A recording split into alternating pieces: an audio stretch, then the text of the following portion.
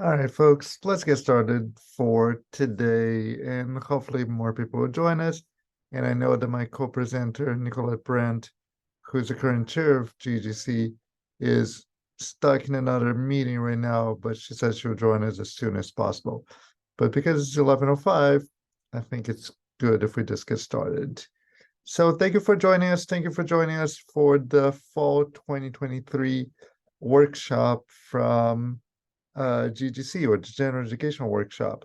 We try to do this at least once a year to walk people through the certification process. And every now and then things do change. The G policy changes every now and then, so it's a good chance for us to cover that if changes happen. And we in GGC sometimes change our own process. And that's probably one of the big things we're going to cover today is the latest G form that we revamped last year based on feedback from GGC members, as well as from faculty who were submitting their proposals. So we're going to have a chance to go through all of that. And I'm actually going to take advantage of the fact there's only 4 of us right now here and say that if at any point you have any questions on anything that I'm talking about, usually I tell people to wait until the end so we don't interrupt things too much. But because there's 4 of us here, do me a favor. At any point, if you need anything, use the raise hand function on Zoom, and I'll stop whatever I'm saying, and I'll cover your question, make sure that you're up to speed, everything's good before I move on. So we'll take advantage of the small group and actually do that. So at any point, use the raise hand tool, and we'll cover that. Thank you. All right, let's get started. First things first, who we are, or who am I, and what are we doing today? My name, if I haven't had a chance to meet you, although I do think I met pretty much all of you, is Danny Paskin. I am a professor of journalism and public relations here at Cal State Long Beach. I've been here since 2008, and I am also the G coordinator, a position that I've held since 2017, 18. So I've been doing this for a little while and I love what I do. And my job pretty much, or half of my job pretty much, is helping everyone, both GGC members, as well as faculty, college administrators, everybody with their G questions. That is pretty much half my life nowadays, including every now and then during the night when I wake up thinking about, ooh, we could do this to improve what we do on the campus. So any time that you're thinking GE and you have a question, you have an idea, something comes up, and you're wondering who to go to ask to get some help, I'm the person. So please do that. If you haven't done yet, if you feel a little shy about it, please don't. Come to me and ask. And one of the things I try to do is these kind of workshops, which brings me to one quick note. As you may have noticed, we are recording today's session. We try to record every one of these sessions so we can put them later on a website so that folks who didn't have a chance to come today can come and check what we discussed. Or even those of you who are here today, if you have any questions or something you want to go back and say, ooh, what exactly did Danny say? You can always come and check. We'll send an announcement later with a link to where this is posted. But just a heads up that this is being recorded. What are we talking about today? We're going to talk about the whole proposal development process. We're going to give you tips on how to do this, make your life as easy as possible, make GGC's life as easy as possible, which helps you as well. And we're going to go through every step of the process, offering tips wherever possible. If I can summarize getting a class certified for G in 3 simple steps, these would be it. First, and I do mean first, I would highly recommend going through this order. First, check the G policy document. Then check the GSLO's document. And finally, fill out the G form. And we're going to spend a little bit of time covering each one of those documents to make sure that everybody's good with them. There are no questions about them. But it really, really trickles down to, it really comes down to these 3 steps to prepare what you need, as well as, of course, preparing your class in general, making sure that you have your course all set, you have already an SLO for your course, you know what you're doing with your course, or you have some ideas of what your course is about. Again, please stop me if you have any questions. Please stop me if you need any help with anything. Otherwise, I'll just keep on going. So the first one that I mentioned, the G policy. This is the big document that rules, that dictates what we have to do. Part of it is dictated by the Chancellor's office. We have no say about it. Part of it is dictated by our campus, by our policies councils on campus, both CPC and ultimately the Academic Senate, who vote and approve the G policy document. The latest one that we have is the 2021 version. That is the one that we have to abide to nowadays. And I want to take a second and go and show you the latest G policy document and what you're supposed to do with it if you're preparing a class.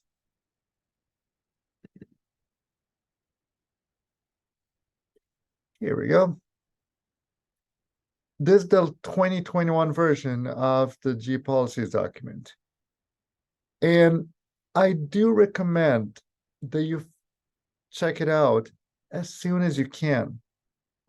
That means, for example, if you have a class that you are thinking about adding a G category to it,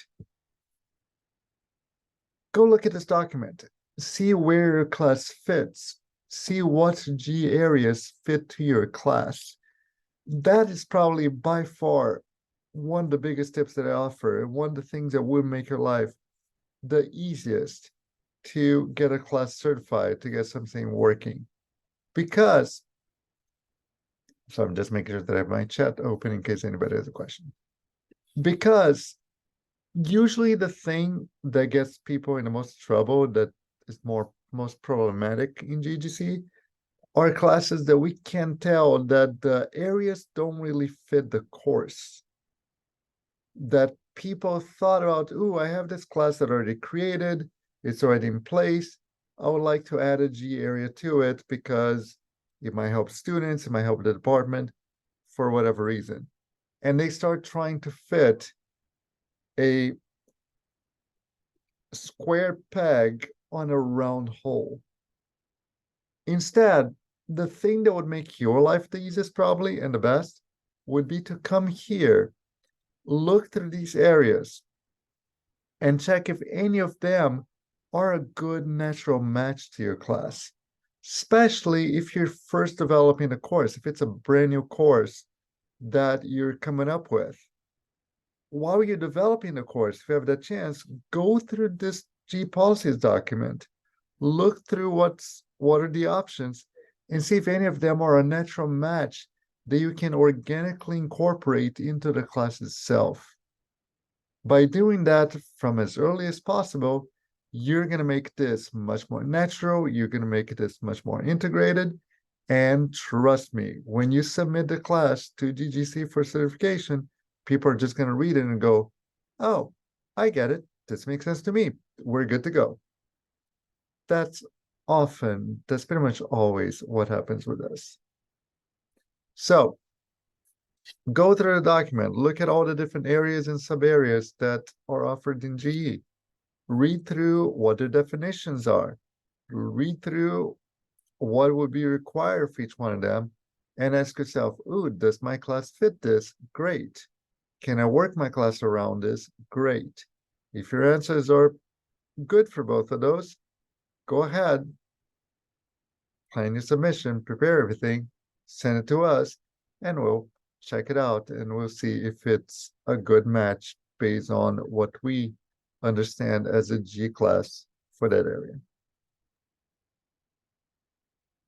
Hi, everybody. I'm Nicollette. I just wanted to say that I was having some Zoom issues, but I'm here now. Thank you, Danny, for getting this started. I just wanted, I don't know, sure if you already said this, I just wanted to add that as a committee, our duty or assignment's not to evaluate the content of the course, just the alignment. So that's, you know, what Danny said is very true. We just want to make sure that it aligns to whichever area that you have identified. And Nicollette, you have perfect sense of timing because I was literally waiting to finish that one thought that I was in the middle of, and I saw your face, and I'm like, oh, great, Nicollette is here. I'm going to take a chance to introduce her, and you just made my life so much easier. So thank you. Thank you. So sorry, everyone. Yes. Yeah. And you only have to align your course with one area, not with multiple areas. That is actually a really, really good point. Thank you for actually bringing that up because I just got a question from a faculty member this morning about that. One thing that trips people quite often is for upper division G areas. If you're thinking about applying for, say, upper division B or upper division C, you do not need to cover the requirements for the lower division as well on the G policy or the SLO's document that we're going to talk about in a second. You only need to cover what is listed here as a requirement for the upper division class. So please, please, please keep that in mind. And I'll give you a better example when we look at the SLO's document. But if you look at the upper division, you do need to tell us which direction you're going. So for example, if you look at an upper division B, you do need to tell us if it's a physical science or a life science. But as far as the requirements go, as far as the SLOs go, you only need to focus on what's listed for the upper division requirements for that, and vice versa, obviously. All right, folks. Any questions, comments, jokes? All right, if everybody's good, we're going to move on to the document that I just mentioned, which is the SLOs document. So let me share that for a second. There we go.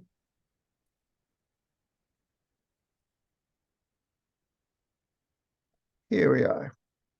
So the SLOs document is actually a fairly new development. We didn't have that until a few years ago. We always talk about SLOs. We always push people to think about learning outcomes for all the different G areas and sub areas, but we didn't have a formal GSLOs document until I believe 2019, or maybe even later than that. I'm looking at this one. This is from 2020, actually. So this is something that not only helps us in GC quite a lot to make sure that the class matches that area or sub area, but it actually improves education because it shows what a class in that area should be covering, what students should be learning from it. And it's pretty straightforward. So if you're thinking, for example, of a class in, I'm going to use an example of area C. If you think about a class for arts, and it tells you here that a class for arts, students in that class should come out knowing how to do these 4 learning outcomes here. If you think about C2, it tells you that they have to come out with these 4 other learning outcomes. These were developed by faculty. Quite often, faculty who are experts could focus on these areas that we make sure to go around campus. We make sure to talk to all of them, get as much input as possible, either directly or indirectly. And we created this. And by we, I mean faculty created this. Now, the one that I mentioned before, the one that I really wanted to highlight today, is the upper division part of it, which does create confusion every now and then.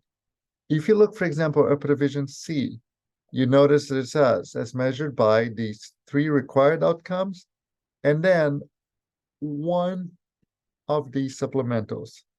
So you just need to do the 3 up here and 1, either A or B.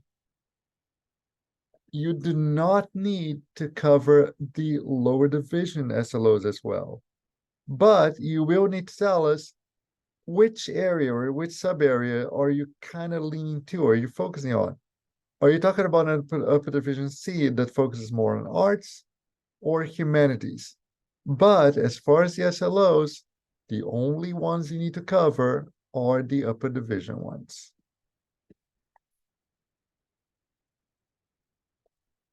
I see a hand going up. Go ahead, Kara.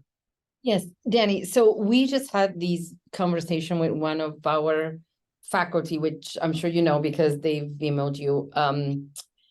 I guess that my question would be in aligning their course to these SLO, do they literally have to copy and paste these SLOs in their syllabus, or do they have to tweak these SLOs to speak specifically to the class that they're teaching? Does my question make sense? It absolutely makes sense. And that is actually the reason why we tweaked the G form this year to kind of address that in a more easy, in an easier way to make faculty lives easier. Until last year, my answer to you would be yes, they have to copy and paste these into their syllabus and they have to incorporate, they have to do this and this and this. And it was way more complicated and confusing.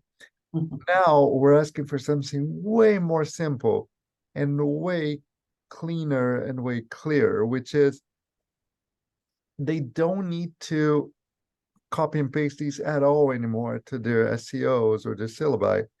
They just need to, in the G form, explain to us how these are covered in their classes. Okay. Yes, I would say that that's definitely so. I think that as we're reviewing these forms in the committee, some of us have more experience in different disciplines than others. And so kind of more of an explicit explanation of how, because sometimes something will say, you know, students read this text and then they'll just have one of these areas as like aligning to that text, but as a committee, we're unsure how that aligns. If someone like is an expert in that discipline, they'll see it and they'll say, oh, I kind of infer how this connects. We need more of an explanation of that connection. If that makes sense. Yeah, it does. I think that there was some misunderstanding about, do I actually have to incorporate this? Do I have to explain how the class, do I have to tweak these to make them specific to my class? So I just want to make sure that when I'm asked these questions at the associate dean level, I know how to answer them and what kind of support to provide, because I don't want to just send all of the people to you without being able to support them before they come to you. Yes, yeah, that would be, so like for an example, the first one, explain how their self-understanding is expanded by the distinct perspectives on the human experience offered by the disciplines. So that like the distinct perspectives offered by the discipline in humanities, it would be nice for a faculty member to kind of spell that out. Like what is the specific perspective that's offered by this course? Because oftentimes, you know, we're not the experts in this, in the discipline that the faculty is teaching. Well, thank you so much. Thank you. Thank you. And by the way, what you just mentioned now, Kiara, is one of the things that we'd love to hear from both the dean's offices and from faculty. If they ever are filling out those forms and have questions about it, please bring those to us, because then, just like I said, every now and then we can update the G form and actually address those concerns and make the process easier for everybody. So anything that comes up like that. Or is it just me? What's that? You froze on my end, but I'm not sure if that was just me or if that was That's for okay. everybody. That might be me. I'm in my office, which every now and then gets bad connection for no reason. Mhm. So if I freeze at any point, I apologize. I'll come back in a second. Well, thank you. I will send them, and my hope is also that maybe we can just maybe at the college level to create some sample to show, like if you're considering this is an example from art, this is an example from, I mean, I would assume that most of ours are coming from C1. So I will see maybe if we can create a little bit of a database of these are examples of what you can do. And we're happy to help with that too. We have a big archive of previous GGC submissions and approved courses. So if you need us to help you with those, we're happy to provide and maybe reach out to the faculty that submitted them and ask them, are you okay with us sharing this with the college and so on. And again, keep in mind that the latest form that is mentioned that I'll show you in a second is brand new. So we might not have exact samples from that one because we literally just started using it, but we can still help as much as possible. Thank you so much. Thank you. All right, since we're talking so much about the G form, any questions on SLOs before we move on to show you the latest G form?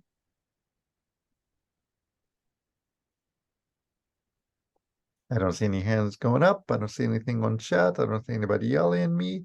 So I am going to move on and show you then the G form for a second. If that's also okay with you, Nicollette. Yeah. Cool. All right, G form. There we go.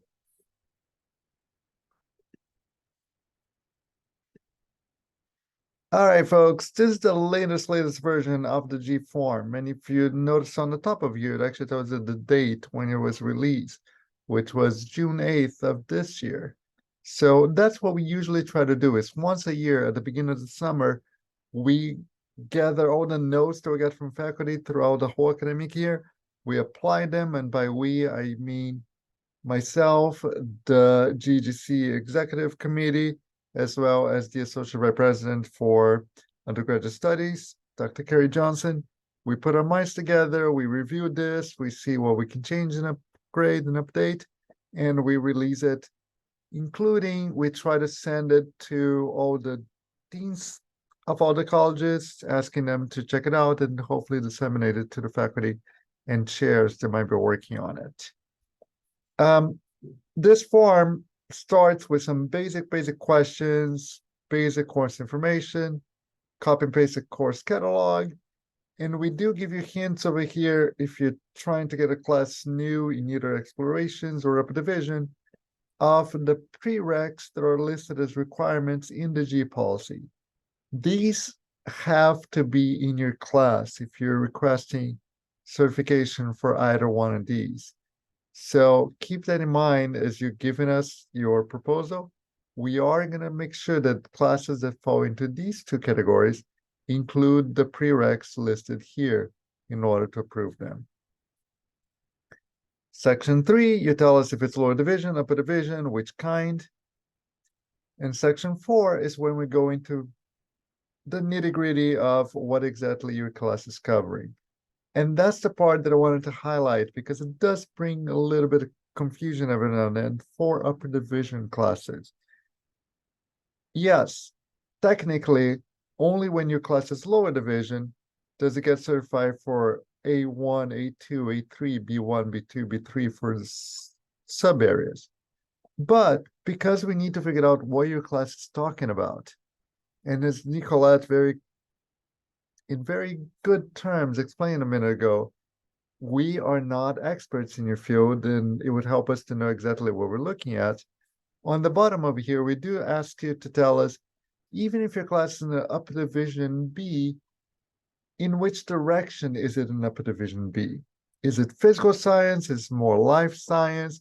Same thing with C. Is it more arts or humanities? Again, you need to follow the requirements in the G policy and the SLOs only for the upper division what's listed. But just give us a little help here to tell us, yes, it's upper division, but it's a physical science upper division kind of class. And make sure to only select, even if maybe your course is more, I know that there's an interdisciplinary option here, but maybe, your course is in written communication, but there's a little bit of oral communication. Make sure to just check the one that you're explicitly outlining in the SEO, because if you select two of them and then you don't refer to one of them in the document, then we can't move it forward. So even if it's conceptually covers both, only select the one that you're going to talk about. And I'll add one more note to that to also make faculty lives easier, which is even if, say, your class is in upper division B, and you go, oh, we do talk a little bit about physical science, we talk a little bit about life science, we could do kind of cover both, so I'm going to mark both. The problem with that, or what's that going to do, is going to make your life harder because you then need to explain to us both of those, including covering both sets of requirements, and kind of tell us everything about the class instead of just focusing on one. So there's really no reason to tell us that the class matches both of those because you're just adding more work to yourself. We just need to know that it covers at least one. So make your life and ours easier and just tell us the one that it's a little more leaning towards, even if it's doing a little bit of both. Yeah, definitely choose the one that it's more concentrated on. All right, Shadnaz, I see your hand up. Go ahead. Yes. Hi, Danny and Nicollette. I thought it better to attend the learning session, so I know what I'm doing when I'm part of the team. So when it comes to this 3 columns, what is add, what is delete, and what is continue? So add is if your class is not certified for that specific sub-area yet. So if you're proposing a course, you would like to add A3 to it. It's not certified for it yet, but you would like to have it certified for that. That's what the add is. Delete is the opposite. If your class is already certified for, say, B1, and you decide you don't want to keep covering B1 anymore, you change the direction of the class, and you decided that that doesn't fit anymore. That's when you ask us to delete, to remove that from your certification.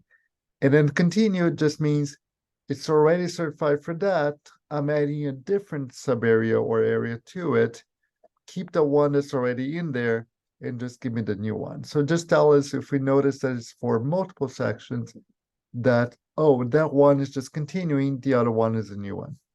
I see. Thank you. And then the second question is, it looks like we actually prefer that people just focus on one sub area rather than several sub areas.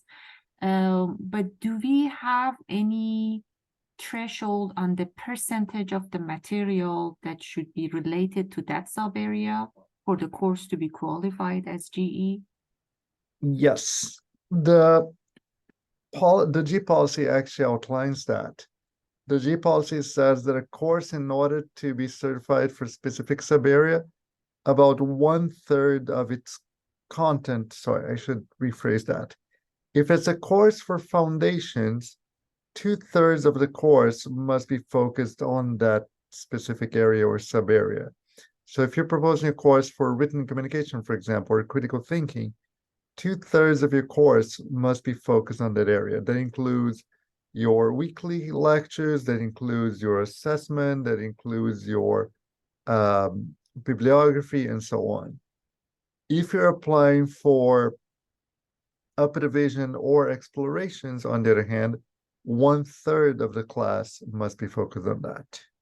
Oh, I see. And that, and probably if someone chooses 2 sub areas, then their job is more difficult because for each sub area they have to show 1/3 of the class covers that. Oh, okay. Now it makes sense. Yeah. Or they may just, I feel like this is something I would do. I would think that I have to be comprehensive. You don't have to be comprehensive in selecting every single thing that the class is covering. Just select the one most predominant. Okay. Thank you. Thank you for the question.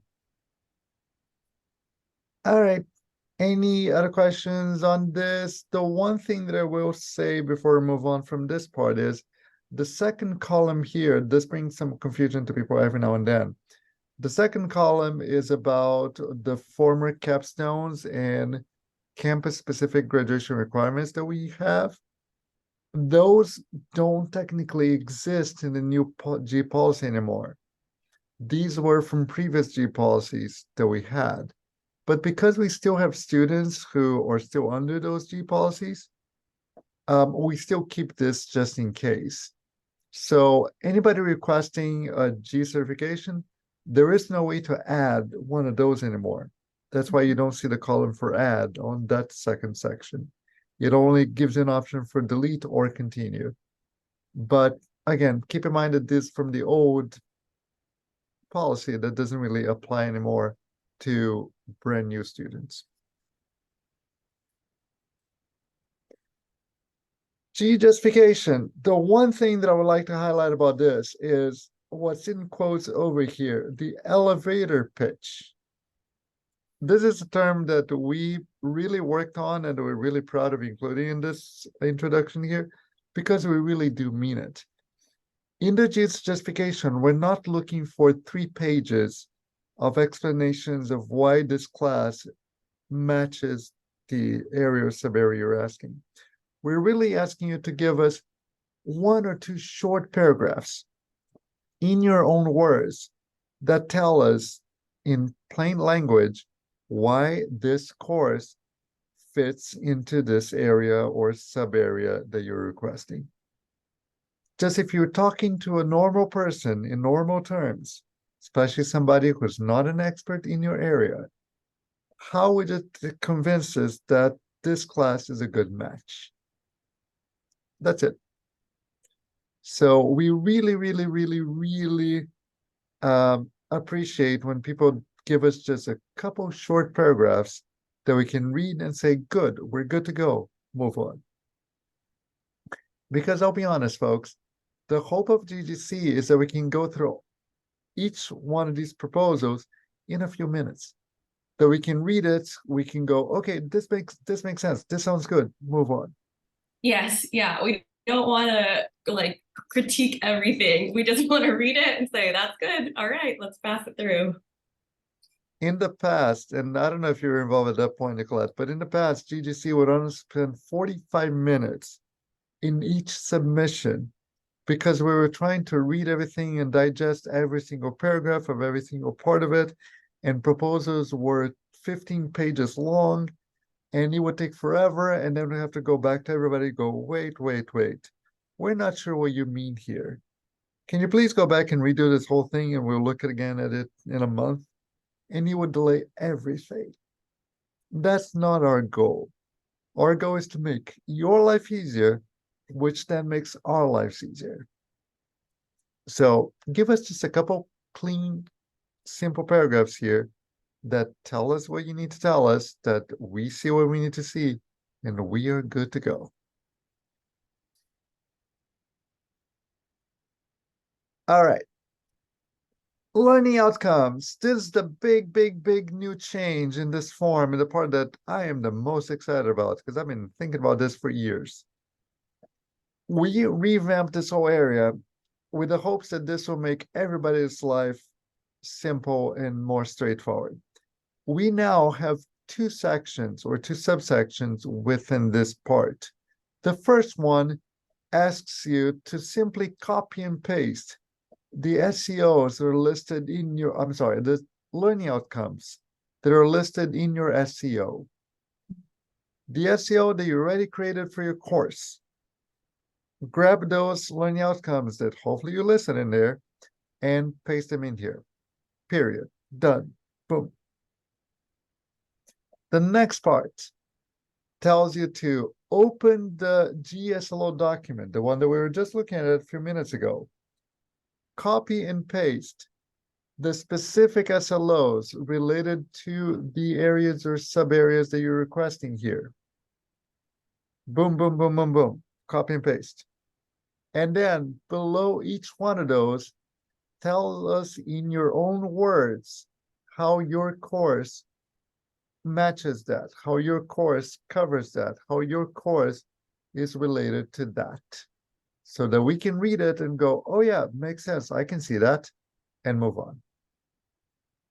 And I'm not sure if anyone is, if you start designing your course using like a backward design kind of framework or template, it's much easier to align those learning outcomes across. Then afterwards, you just pull them out and say, this is where they align. And Kiara, this is where I'm gonna go back to your question that you asked us a few minutes ago in terms of how your SEO is supposed to relate to this, or how your SEO is supposed to cover this. If in the process of answering these questions here, of answering how your course covers the GSLOs, you realize that, oh, wait a minute, none of the SLOs that are already on our SEO that are listed up here actually address that, actually cover that. That might be the time that you go back to your original SLOs and say, wait, do I need to add anything? Do I need to change anything? Do I need to tweak anything in order to really cover what I'm saying I'm doing down here? So we're not asking you to add new SEOs necessarily. We're not asking you to include the GSLOs as part of your regular ones. We're just asking that as you answer the questions of how are the GSLOs covered in your class, if there's something you realize that, wait, I'm seeing a lot of good stuff over here that I'm not actually doing up here, that might be the time that you go back to your own SEO and go, oh, wait, maybe I should add one more SEO here that's going to tell people you're supposed to be doing this. Shadnaz? Yes. So for the section 5B, we are going to ask them to write their GSLOs, and then underneath of each one of them, they have to say how they are covering that specific GSLO. My question is, is this 2 sentences or 2 statements should be directly related to the course SLO, or it can be related to the course in general? The course in general. However, this is the part where I'm going to tell you what I hope happens, and then we'll see throughout the year, because we just started using this form, how people are going to do this. I hope people do it based on the course in general. I hope people just say, okay, this is my course, this is what I'm doing, and this is how I'm going to tell you that we're doing what we're supposed to. If we realize down the road that people are still referring back to the course SLOs and that's how they're answering it, maybe that's the right approach. Maybe that's a good approach. Maybe we need to tweak the way that we ask them the question. But my hope is that people are just going to tell us in general, throughout the course, this is how they're going to be addressing that. Okay, thank you for clarification. But again, that's a really good question, because I'm telling you what I hope would happen, but I honestly don't exactly know what people will do, because it's the first time we're doing this kind of approach. Yeah, it's a learning process for us too, huh? It is. Maybe in a year, I'm going to be giving the same workshop with a slightly more tweaked G form, Right. because I realized, oh wait, people read this in a different way, or people are doing this in this other way, and that's good or bad. That makes sense. All right, really quick, course assessment. We haven't really changed this at all, but the one thing that I do want to highlight, we do mean these 4 columns over here, especially the short description. This is something that we added maybe a year ago or so, because often we would get an assessment, people telling us, I'm giving a final paper. And the final paper does relate to GSLOs 1, 2, and 3. And often GGC was looking at it going, wait, how? What is the final paper covering? What are students actually discussing in the final paper? What are the topics of the final paper? And now we ask for a very short description that tells us exactly how that final paper may relate to the GSLOs, or may relate to the G area in general. So that's why the short description is extremely important to us. Same thing with quizzes, same thing with a group assignment. If you tell us a topic in general or a title in general for an assignment, please tell us a little more about it so we can say, oh yeah, that makes sense. Same thing with subject matter for week by week. If you tell us you're covering an author, and that author will help people learn about the GSLOs or the G area in general. Remember, a lot of the GGC members are not experts in your area at all. I would love to say that I know everything about arts. I do not. Yes. So if you tell us that, oh, we're going to be covering this artist, then explain to us how this artist helps people learn about SLOs or what it is even. Yes. Even some, yeah, oh, go on, sorry. Ian. No, go ahead. Oh, I was gonna say, even if there is a literature expert, sometimes they're more of an expert in medieval literature on the, on the committee, but this one's going over contemporary literature. And so it's difficult for even that expert of literature to kind of identify how it aligns. So definitely be explicit. Yeah. I'll be the first one to be honest. I'm a journalism and public relations professor. When you start talking about very, very scientific terms, I know little to nothing about those. So often we get proposals that mention one or two very specific scientific terms that leave me going, I have zero clue what these are, what they do, what people are talking about, and especially how they cover the G area here. So give us a couple quick lines with plain language that explains to us what those terms are. Yes, very general, explaining it, kind of like explain it to me like I'm 5 kind of thing. You're explaining this to an audience that they do have expertise, in a lot of different things, but maybe not exactly your exact expertise. So definitely a very general, broad. Maybe that's what I should write here. Explain it to me like I'm 5, how these things align to this. Yeah, very clear. Yeah, explain it in educated layman's word. Yes, yes. That's hard because I know for myself, sometimes I try to do that for my own. It's hard when you're an expert in something to then explain that in a more simplified way, I suppose. All right, and then finally, and please, please, please jump in here, Nicollette, because I know you're the expert in this area. The bibliography, which we really do need. A couple of things about bibliography. First of all, the bibliography is not just the books that are required for students to read. Remember, bibliography also involves material that faculty uses to develop the course. Those are both things that we're looking forward to hearing here, to reading about here. Also, please make sure that when you list a bibliography, you not just dump everything you use, but tell us from those which ones related to the G area or sub area being requested. That is one thing we often have to go back to faculty and ask is wait, yes, you listed to us 20 books, but you didn't tell us which ones cover this specific area. Can you please let us know so we know exactly what you're doing? Also, and that's the last line here in bold, we do appreciate, and we often ask questions, when all the reference materials are from 10, 15, 20 years ago. And often people go, wait, there's no new material at all that's been published in the last decade or so that relates to the G area that you could be covering here in your class. And that often causes us to go back to faculty and say, hey, can you look more into it? Can you tell us more about it?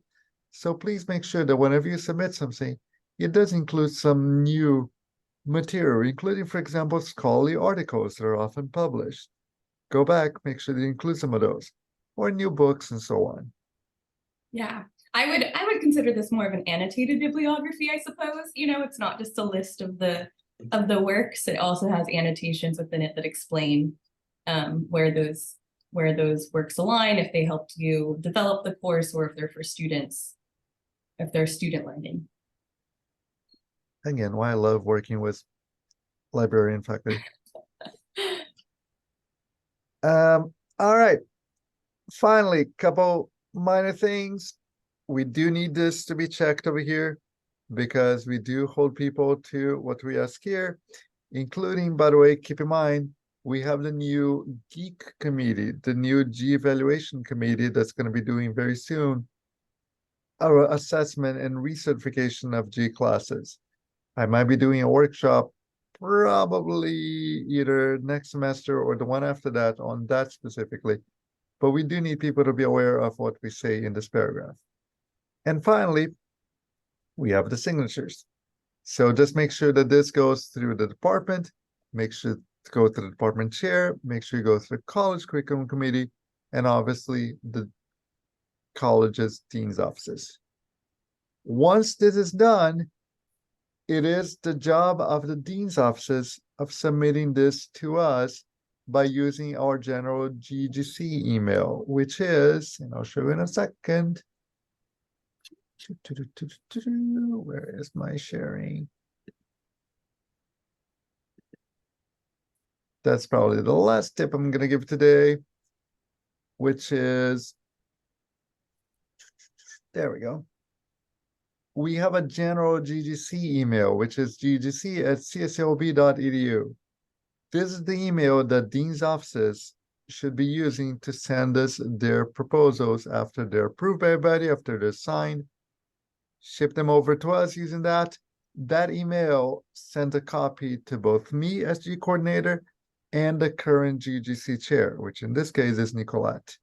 And we make sure that we get it and we'll process it and we'll review it as soon as possible. But please, please, please make sure this comes from the dean's offices directly to this email. Shahnaz? Yes, I was wondering whether we have any mechanism to later check whether the instructors are really covering the materials that they promised to do.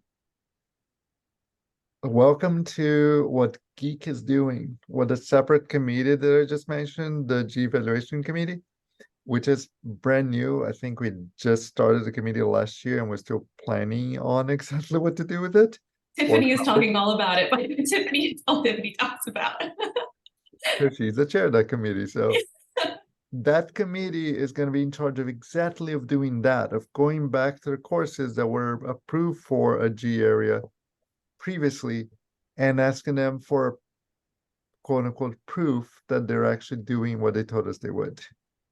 Okay, and how frequently these periodic evaluation would happen? I can't exactly give you an answer for that because that's exactly what the committee is discussing right now, is how to do that. Okay.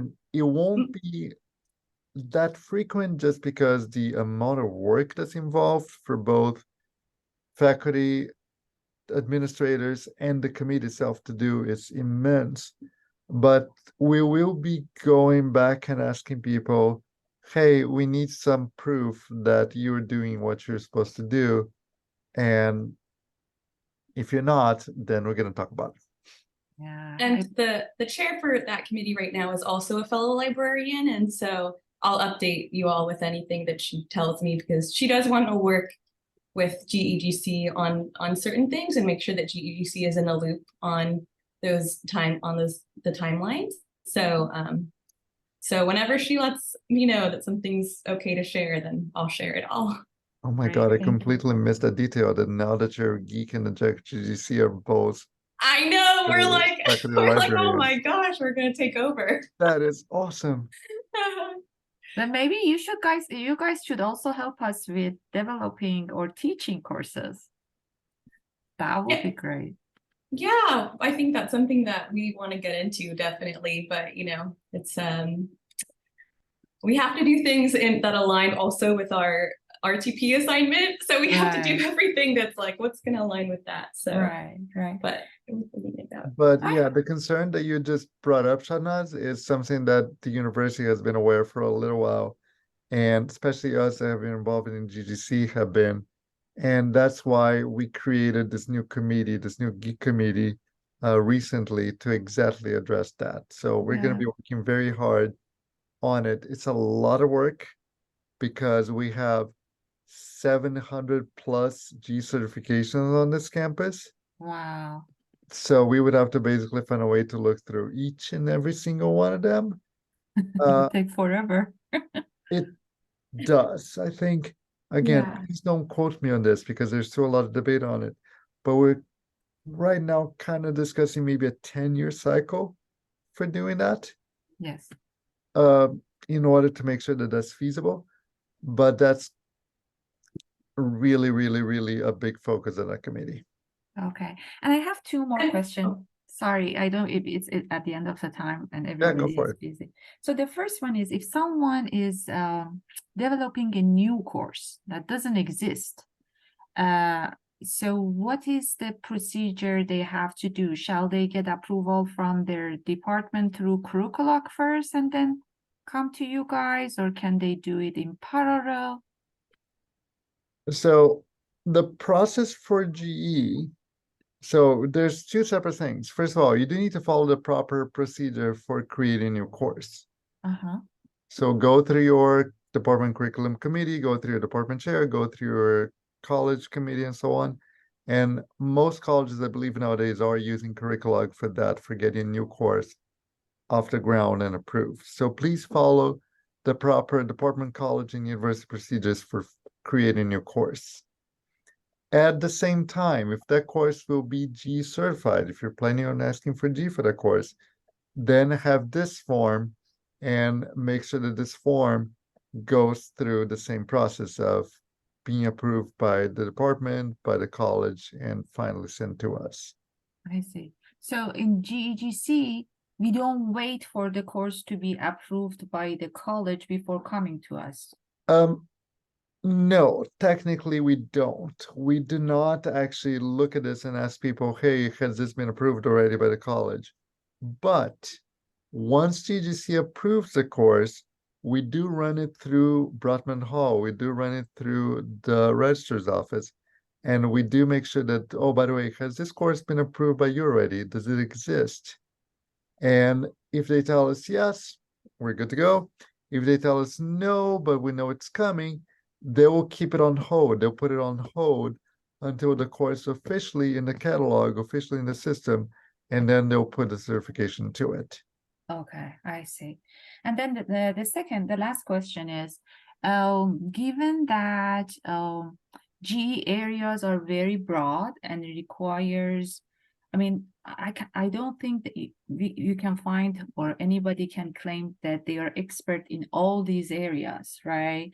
So do you see any value in collaboration cross colleges? And is there any practice for that is recommended by GE, or is GE committee against such collaborations? Not at all, quite the opposite. We actually did a workshop last semester on creating or teaching G classes that was taught by faculty members. And one of the main things that we discussed during this workshop was exactly that idea of collaboration, that we would love to see more of that. We would love for people from one college to reach out from people from the other college and create a course that would cover something interesting and different that would be applied to GE. And we would gladly review those.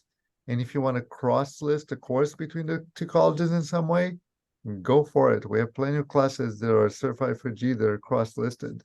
So we not only are okay with that, but we encourage it.